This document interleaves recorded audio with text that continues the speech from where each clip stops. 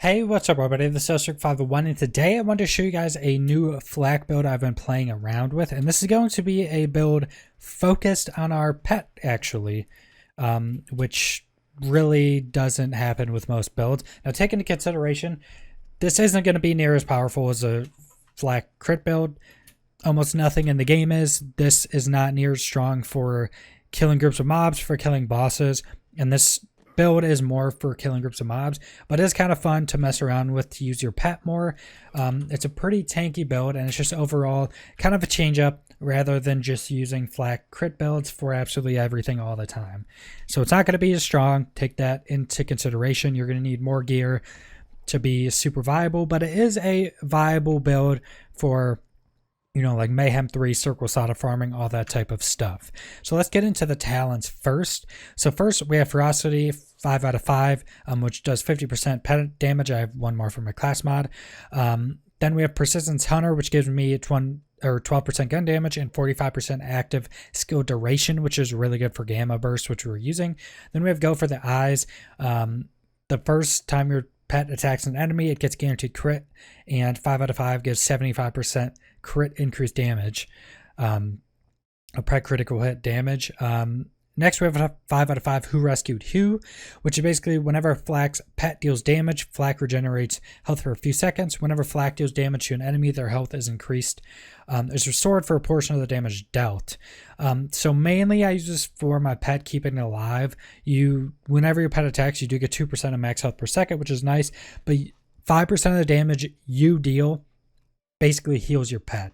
So it's really good for your pet. You can basically keep this thing alive forever, or a majority of the time, so it's really nice for that. We have He Bites 3 out of 3, which normally is 15% damage reflected. 50% of the damage your pet takes is reflected. Mine's at 30%, which is pretty crazy. You know, when stuff's attacking your pet, the stuff can do a lot of damage to itself. Then we have Frenzy, Hunter kill skill. Whenever Fl4k's pet, or a Hunter skill, whenever your pet deals damage, Fl4k and their pet gain a stack of Frenzy. Each stack of Frenzy increases damage. So 4% damage, 10 stacks. They decay for a few seconds. So 40% damage increase for both of you at max stacks. Then we have Psycho Head and Stack. Hunter kill skill. Whenever Fl4k kills an enemy, their pet gains increased movement speed and damage for a few seconds. 10% damage, 12% move speed for 8 seconds. So this is decent, just another buff.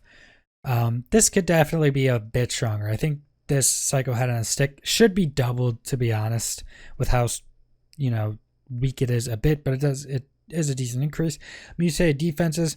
When your pet is low HP, it gains damage reduction and regens health. It gains 30% damage reduction and 40% of health, pet health over 6 seconds. This is basically if you're not able to do a ton of damage at the minute and you don't want your pet to die. I just did this because it's 1 point and it's kind of a safety net. Really, you don't need this with the other stuff you have, but it is a bit of a safety net. Then we have Pack Tactics. All damage out by Fl4k if their pet is increased by 15%. Then both your maximum healths are increased by 15%. Now, next I have Dominance, which I'm just trying this out. Basically, when you melee something, you control it and turn it into your ally for 12 seconds, and that's doubled as a beast, and the target loses 2% of their max health per second. Now this is something I'm trying, and if you don't do this, basically don't put this talent in right here, and you'll use it on something else, but I'm just trying it as 1 point, something kind of to mess around with, just to see how strong it can actually be. The footage, I'll probably have some footage with this and some footage without it. If I didn't use this, I would most likely just put it into some other point into this tree here, like maybe one in Barbaric Yarp. You know, maybe put it in a Shared Spirit, something. It's just something to mess around with. So the skills we're actually using is Gamma Burst, which you create a rift at a target location, teleporting your pet through it, and dealing radiation damage to nearby enemies. Additionally, your pet becomes irradiated, growing in size, and dealing increased bonus radiation damage when attacked. Using Gamma Burst while your pet is dead revives it and makes it on a longer cooldown. So we're also using Atomic Aroma, which makes your pet irradiate damage around it, 276 per second. Then endurance, whenever Flak or Flex pet kills an enemy, when Gamma Burst is active, the duration of Gamma Burst is extended and the pet damage is increased. These effects can stack up 5 times. So basically, you get duration after every kill, and then your pet's damage is increased up to 5 stacks, so 50% at max stacks. Very good. I mean, we could do other stuff, but I really want this build just to be like focusing on your pet fully. We're using the Eridium Slag, which when you use its attack command, it pulls everything into it as a singularity, which is pretty cool, especially when it's irradiating damage. You gain 5% damage at 5% fire rate. So the other tree we're going into is the Stalker build. 5 out of 5 self-repairing systems give max HP and you regen 1.5 of your max health per second.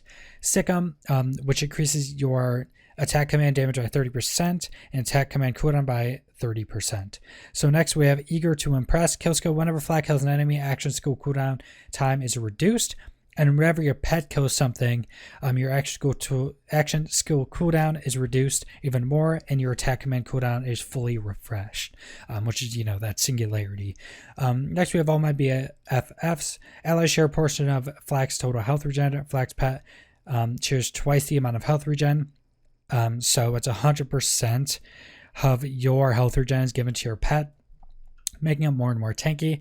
And that's pretty much everything for the kill or for the skill trees. As I said before, take into consideration there's going to be some footage without dominance and some footage with me testing it out. If I didn't have this used, I would just put it into something like Shared Spirit, some other talent. I would just put 1 point into. It's not that big of a deal because it's 1 point. It's just kind of something fun to try out, because overall this build is just switching it up and it's not as powerful as the crypt builds. So for the items, we are using for our class mod, we're using a red flag, which while Game Burst is active, Flak's pet taunts all enemies. Now this is really good because your pet is super tanky, has a ton of regen, damage you deal heals it, and it's reflecting 30% of the damage dealt, which is pretty cool. So it's taunting everything, reflecting damage, being able to stay alive, pretty cool all around. And for our artifact, we're actually using the damage boost. I don't know if there's any other better artifacts, but basically this just gives me increased damage when I have an element on me, and when you melee something, it does more damage, which we don't melee that much. So the grenade I'm using right now is Stormfront. You could switch up your grenades. It's just really whatever you want. You can use porcelain pipe bombs if you want. You can use whatever. Stormfront is actually really cool. I think I use a pipe bomb in the video. I don't exactly remember in the footage, some of the footage at least. Stormfront is really cool because you throw it out and it basically just shoots up in the air and electrocutes everything around it. So grenade is whatever you want to use pretty much. Shield, I'm just trying to use a tanky shield to stay alive a lot of the time. And it has some max HP, which is pretty cool. So this is the Mimic Stopgap, which is a really good shield. It has high capacity. When it breaks, you're immune to damage for 5 seconds. This one has 18% increased max HP and 70% resistance to the last damage type you took for 3 seconds. So overall, super tanky shield. For weapons, it's basically the strongest weapons you could possibly get. I'm using a Crossroad because it's such a good weapon. You can get this in basically any element. I'm using armor because I use this build pretty much in Circle of Slaughter. There's a lot of armor. Cutsmans are really good. I have a corrosive one too because it's just such a strong weapon. You can use Nighthawks if you want. This is actually a good Nighthawk. And if you use attack command, gain 30% lifesteal for a short time. This is pretty cool. A nice weapon if you have good anointed. Then I have a burning flak. Flak is always a good weapon. You have Brainstormer, which is also really good. This thing is just a shotgun that can basically chain lightning to other enemies. A decent weapon. We have Recursions, which are also good weapons. They just shoot around everywhere, hitting everything. Pretty much any weapons you like to use that are really strong. Laser Splitters are really good. For single target more, you can use Lyudas. You can use Kings and Queens Calls for single target damage if you want. Rowan's Call if you're good at hitting the crits all the time, or, on a boss like Grave Ward or anything like that. It's always good. And this is pretty much, not as strong as a build, but honestly still probably better than Zane. Overall, just a fun, super tanky build with your pet doing a ton of damage. So it's pretty much the entire build. Subscribe if you want to see more Borderlands 3 content. Leave a like if you liked the video. Leave a comment down below what you think about this build, what you think about Borderlands 3 as a whole, and thanks for watching. Hey there, player! Welcome to the COB Slow. You'd better be using a torch for this, Slaughter. If not, you! Get ready for some fucking action! New round! Go! Let the hunt take you.